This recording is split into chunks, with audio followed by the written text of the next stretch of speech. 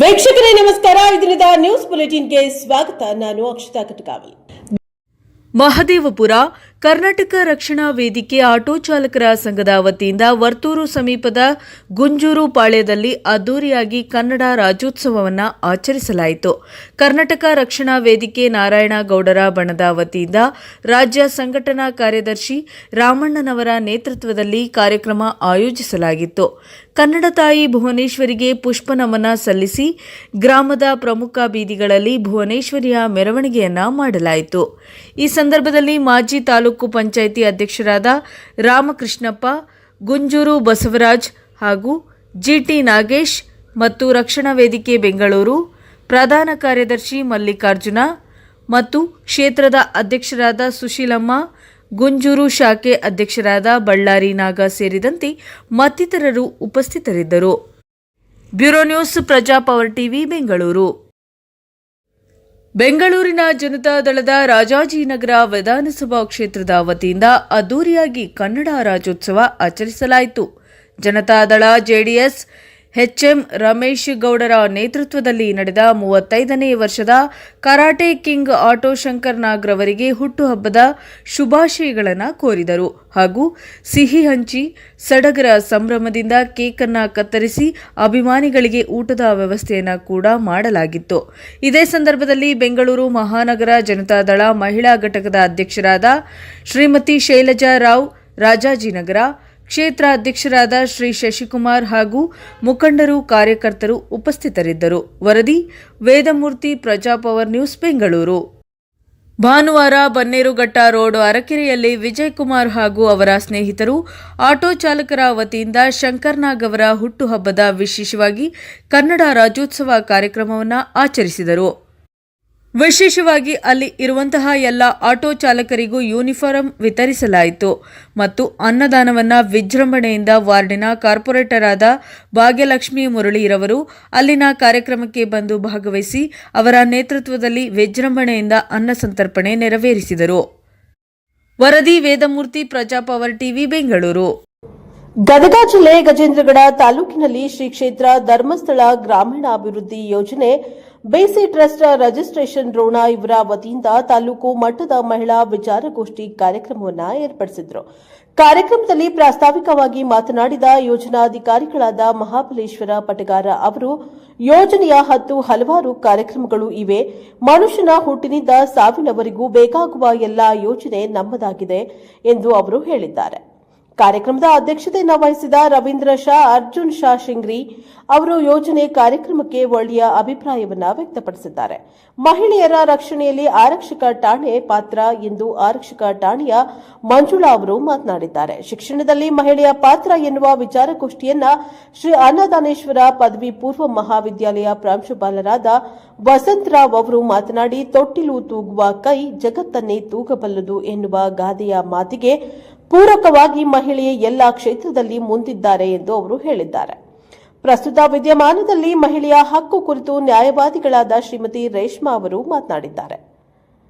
ಸಮಾಜದಲ್ಲಿ ಮಹಿಳಾ ದೌರ್ಜನ್ಯ ಸಮಾಲೋಚನೆ ಮತ್ತು ಪರಿಹಾರದ ಬಗ್ಗೆ ಶ್ರೀಮತಿ ನಾಗರತ್ನ ಅವರು ಮಾಹಿತಿಯನ್ನ ಸದಸ್ಯರಿಗೆ ತಿಳಿಸಿದ್ದಾರೆ. ಕಾರ್ಯಕ್ರಮದ ನಿರೂಪಣೆಯನ್ನ ಕೃಷಿ ಮೇಲ್ವಿಚಾರಕರಾದ ಶಂಭುಲಿಂಗ ಅವರು ನೆರವೇರಿಸಿದ್ರೆ, ಕಾರ್ಯಕ್ರಮದಲ್ಲಿ ಸ್ವಾಗತವನ್ನ ಗಜೇಂದ್ರಗಡ ವಲಯದ ಮೇಲ್ವಿಚಾರಕರಾದ ಕಾಲೇಶ್ ಸ್ವಾಗತಿಸಿದ್ದಾರೆ. ಈ ಸಂದರ್ಭದಲ್ಲಿ ಶ್ರೀಮತಿ ಲಕ್ಷ್ಮೀ ಹಿರೇಮಠ, ರೂಪಾ, ಲಕ್ಷ್ಮೀಬಾಯಿ ಹಾಗೂ ರಾಜೂರು ವಲಯದ ಮೇಲ್ವಿಚಾರಕರಾದ ರವಿ ಈ ಸಂದರ್ಭದಲ್ಲಿ ಉಪಸ್ಥಿತರಿದ್ದರು. Bureau report Rudrappa Hebballi, NKS ಟಿವಿ4 ರೋಣ. ಮಂಜುನಾಥ್ ಅದ್ದೆ ಅವರ ಸಂಶೋಧನಾ ಕೃತಿ ಬಡವರ ರಾಜಕುಮಾರ ಬಿಡುಗಡೆ. ಯಲಹಂಕ. ಡಾಕ್ಟರ್ ರಾಜಕುಮಾರ್ ಅವರು ಕರ್ನಾಟಕದ ಸಾಂಸ್ಕೃತಿಕ ನಾಯಕರಾಗಿದ್ದು, ಸಮಾಜದಲ್ಲಿನ ನಿಮ್ಮ ವರ್ಗದ ಜನತೆಗೆ ತಮ್ಮ ವಿಭಿನ್ನ ಪಾತ್ರಗಳು, ಸಂದೇಶಯುಕ್ತ ಚಿತ್ರಗಳ ಮೂಲಕ ಕರ್ನಾಟಕದಲ್ಲಿ ಸಾಮಾಜಿಕ ಪರಿವರ್ತನೆಗೆ ಅವರು ಅನುಪಮ ಕೊಡುಗೆ ನೀಡಿದ್ದಾರೆ ಎಂದು ಹಿರಿಯ ಸಾಹಿತಿ, ಮಾಜಿ ರಾಜ್ಯಸಭಾ ಸದಸ್ಯ ಎಲ್ ಹನುಮಂತಯ್ಯ ಅಭಿಪ್ರಾಯಪಟ್ಟರು. ಯಲಹಂಕ ಕ್ಷೇತ್ರದ ಕಾಕೋಳು ಗ್ರಾಮದ ಖಾಸಗಿ ರೆಸಾರ್ಟ್ನಲ್ಲಿ ಭಾನುವಾರ ಆಯೋಜಿಸಿದ್ದ ಡಾಕ್ಟರ್ ಮಂಜುನಾಥ ಅದ್ದೆಯವರು ಡಿಲಿಟ್ ಪದವಿಗಾಗಿ ರಚಿಸಿದ್ದ ಸಂಶೋಧನಾ ಲೇಖನ ಬಡವರ ರಾಜಕುಮಾರ ಕೃತಿ ಬಿಡುಗಡೆ ಮಾಡಿದ ನಂತರ ಮಾತನಾಡಿದ ಅವರು, ರಾಜಕುಮಾರ್ ಅವರು ಹೆಚ್ಚು ಓದದಿದ್ದರೂ ಅನುಭವದ ಆಧಾರದ ಮೇಲೆ ಸಮಾಜದ ಓರೆಕೋರೆಗಳು, ವರ್ಗ, ಜಾತಿ, ಸಂಘರ್ಷದಂತಹ ಗಹನ ವಿಷಯಗಳನ್ನು ಆಳವಾಗಿ ಅರಿತಿದ್ದರು. ಅವರು ತಮ್ಮ ಬಹುತೇಕ ಚಿತ್ರಗಳಲ್ಲಿ ಅಸಮಾನತೆ, ಅನಾದರತೆ ಮತ್ತು ಅಸಹಜತೆಗಳ ವಿರುದ್ಧ ಸಿಡಿದೇಳುವ ಪಾತ್ರಗಳನ್ನು ನಿರ್ವಹಿಸುವ ಮೂಲಕ ಧ್ವನಿಯಿಲ್ಲದ ಅಸಂಖ್ಯಾತ ಬಡವರಿಗೆ ನಾಯಕ ಎನಿಸಿದ್ದರು. ಕೇವಲ ಪಾತ್ರಗಳಲ್ಲದೆ ನಿಜ ಜೀವನದಲ್ಲಿಯೂ ಸಹ ಸಮಾಜಕ್ಕೆ ಕಿಂಚಿತ್ತೂ ಕೆಡುಕಾಗದಂತೆ ಅತ್ಯಂತ ಕಾಳಜಿಯ ಬದುಕು ನಡೆಸುವ ಮೂಲಕ ಸಮಾಜಕ್ಕೆ ನಾಯಕ ಹೇಗಿರಬೇಕು ಎಂಬುದನ್ನು ನಿರೂಪಿಸಿ ರಾಜ್ಯದ ಅಸಂಖ್ಯಾತ ಅಭಿಮಾನಿಗಳಿಗೆ ಆದರ್ಶಪ್ರಾಯ ನಾಯಕ ಎನಿಸಿದ್ದಾರೆ. ಡಾಕ್ಟರ್ ರಾಜ್ಕುಮಾರ್ ಅವರನ್ನ ಕುರಿತು ರಾಜ್ಯದಲ್ಲಿ ಹಲವು ಪುಸ್ತಕಗಳನ್ನು ರಚಿಸಲಾಗಿದೆ. ಆದರೆ ಡಾಕ್ಟರ್ ಮಂಜುನಾಥ್ ಅದ್ದೆ ಅವರ ಬಡವರ ರಾಜಕುಮಾರ ಸಂಶೋಧನಾ ಕೃತಿ ರಾಜಕುಮಾರ್ ಅವರ ಬದುಕಿಗಿಂತ ಅತ್ಯುತ್ತಮ ವಿಷಯ ವಸ್ತುಗಳನ್ನು ಒಳಗೊಂಡು ಚಿತ್ರಗಳ ಮೂಲಕ ಸಾಮಾಜಿಕ ಪರಿವರ್ತನೆಗೆ ಅವರು ನೀಡಿರುವ ಕೊಡುಗೆ, ಜನಮಾನಸದಲ್ಲಿ ಅವರು ಹರಡಿಕೊಂಡಿರುವ ವಿಸ್ತಾರತೆ, ಅಭಿನಯದ ಮೂಲಕವೇ ಬಡವರಿಗೆ ಅವರು ತುಂಬಿರುವ ಆತ್ಮಸ್ಥೈರ್ಯ, ಹೋರಾಟದ ಕಿಚ್ಚು ಮುಂತಾದ ವಿಭಿನ್ನ ವಸ್ತು ವಿಷಯಗಳನ್ನು ಜತನದಿಂದ ಹೆಕ್ಕಿ ತಂದು ರಚಿಸಿರುವ ಮೌಲ್ಯಯುತವಾದ ಕೃತಿಯಾಗಿದ್ದು ಎಲ್ಲರೂ ಓದಬಹುದಾದ ಕೃತಿಯಾಗಿದೆ. Bureau news, NKS TV, Bengaluru. Rajarajeshwari Nagar ವಿಧಾನಸಭಾ ಕ್ಷೇತ್ರದ ಕಾಂಗ್ರೆಸ್ ಪ್ರಭಾವಿ ನಾಯಕರು, ಸಮಾಜ ಸೇವಕರು, ಸರ್ವ ಸಮುದಾಯದ ನಾಯಕರಾದ ಮಂಜುನಾಥ್ ರವರು ಕಾಂಗ್ರೆಸ್ ಪಕ್ಷದ ಸಿದ್ಧಾಂತವನ್ನು ಅರಿತು ಮುಖ್ಯಮಂತ್ರಿಗಳಾದ ಸಿದ್ದರಾಮಯ್ಯ ಹಾಗೂ ಸಂಘಟನಾ ಚತುರರಾದ ಉಪಮುಖ್ಯಮಂತ್ರಿ DK ಶಿವಕುಮಾರ್ ಅವರ ರಾಜಕಾರಣ ಮೆಚ್ಚಿ ಮಂಜುನಾಥ್ ರವರು ಇನ್ನಷ್ಟು ಪಕ್ಷ ಸಂಘಟನೆ ಮಾಡುತ್ತಾ ಕಾಂಗ್ರೆಸ್ ಪಕ್ಷವನ್ನು ಬಲಪಡಿಸುವ ನಿಟ್ಟಿನಲ್ಲಿ ಹೊರಟಿರುವ ಮಂಜುನಾಥ್ ರವರು ಹುಟ್ಟುಹಬ್ಬವನ್ನು ಆಚರಿಸಿಕೊಂಡರು.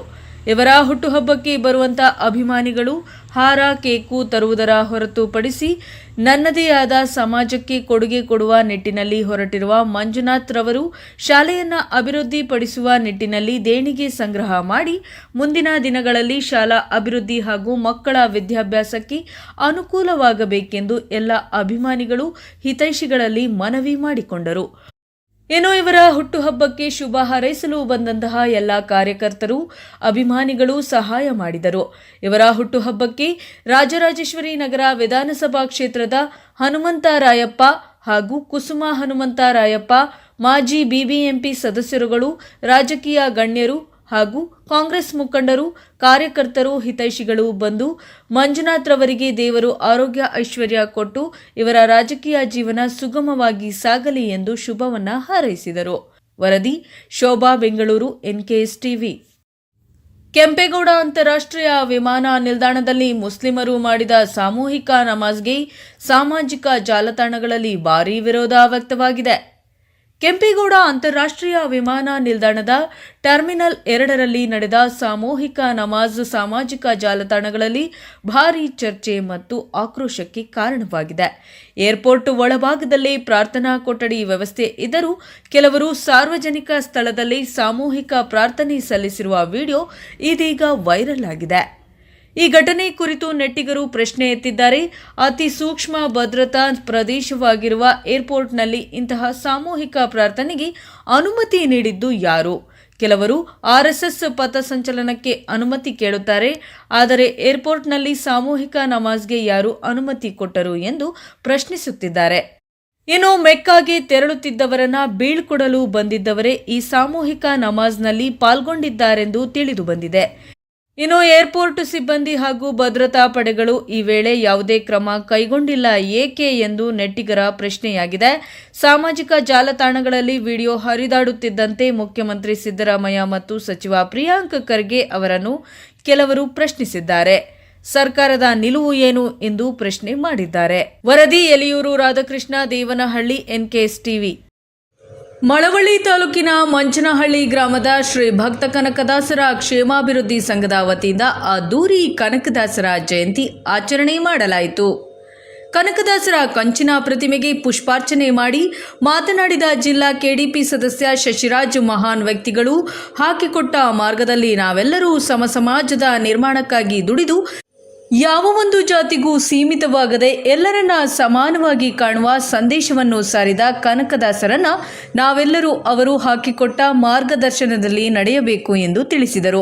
ಇದೇ ಸಂದರ್ಭದಲ್ಲಿ ಪಂಡಿತಹಳ್ಳಿ ಗ್ರಾಮ ಪಂಚಾಯಿತಿ ಅಧ್ಯಕ್ಷ ಶ್ರೀನಿವಾಸ್, ಪ್ರಾಥಮಿಕ ಕೃಷಿ ಪತ್ತಿನ ಸಹಕಾರ ಸಂಘದ ನಿರ್ದೇಶಕ ಸಿದ್ದರಾಜು, ಸಂಘದ ಅಧ್ಯಕ್ಷ ರಾಘವೇಂದ್ರ, ಮುಖಂಡರಾದ ಮಹದೇವು ಮತ್ತು ಶಿವಮಾದು, ಸಿದ್ದೇಗೌಡ ಮತ್ತು ಮಹದೇವಸ್ವಾಮಿ, ಮಹದೇವು ಮತ್ತು ಮರಿಗೌಡ ಸೇರಿದಂತೆ ಇತರರು ಉಪಸ್ಥಿತರಿದ್ದರು. Bureau news, NKS TV, Mandya. ಹಳೆಯ ನೀರು ಸಂಗ್ರಹ ಘಟಕಕ್ಕೆ ಪುನರುಜ್ಜೀವ. ಚಿಕ್ಕೋಡಿಯ ಇಂದಿರಾನಗರದಲ್ಲಿ 24 ಗಂಟೆಗಳ ಕಾಲ ನೀರು ಪೂರೈಕೆ. ಸದ್ಯ ಚಿಕ್ಕೋಡಿ ಪಟ್ಟಣದಲ್ಲಿ ಕುಡಿಯುವ ನೀರಿನ ಸಮಸ್ಯೆ ಉದ್ಭವವಾಗಿದೆ. ಈ ಕಾರಣಕ್ಕಾಗಿ ಇಂದಿರಾನಗರದಲ್ಲಿನ ಹಳೆಯ ನೀರಿನ ಸಂಗ್ರಹ ಘಟಕವನ್ನು ಸ್ವಚ್ಛಗೊಳಿಸಿ ಸದ್ಯ 24 ಗಂಟೆಗಳ ಕಾಲ ನೀರನ್ನು ಪೂರೈಕೆ ಮಾಡಲಾಗುತ್ತಿದೆ. ಚಿಕ್ಕೋಡಿ ಪಟ್ಟಣದಲ್ಲಿ 24/7 ಕುಡಿಯುವ ನೀರಿನ ಯೋಜನೆಯು ವಿದ್ಯುತ್ ಪೈಪ್ಲೈನ್ ಸಮಸ್ಯೆಯಿಂದ ಪ್ರತಿದಿನ ನೀರು ಪೂರೈಕೆ ಆಗುತ್ತಿಲ್ಲ.